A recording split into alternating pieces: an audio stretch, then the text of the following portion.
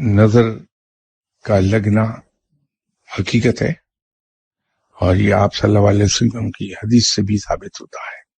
لیکن جس رفتار سے ہم یہ کہتے ہیں کہ نظر لگ گئی، یہ نظر اتنی کثرت سے لگتی نہیں ہے. کہ ہمارے یہاں تو اگر میری بے تدبیری سے چلتے ہوئے میرے کپڑے کانٹوں میں الجھ گئے یا بیبڈ وائر کے ساتھ الجھ گئے اور پھٹ گئے، تو میرا پہلا ری ایکشن یہ ہوگا، بجائے یہ کہنے کے کہ میں لاپرواہی سے چل رہا تھا، مجھے آنکھیں کھول کے چلنا چاہیے تھا، احتیاط کرنی چاہیے تھی، پہلا ری ایکشن یہ ہوگا کہ صاحب میرے کپڑوں پر نظر لگ گئی.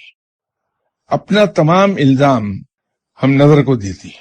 علم میرے پاس پورا نہیں ہے، میں ادھورے علم پر رلا کر کے فیصلے کر رہا ہوں، اور وہ غلط فیصلے ہو رہے ہیں ان سے، جس سے ناکامی ہو رہی ہے. تو الزام میں فوراً یہ دے دوں گا کہ صاحب کسی صاحب نے مجھ پہ جادو کر دیا، تعویذ کر دیے.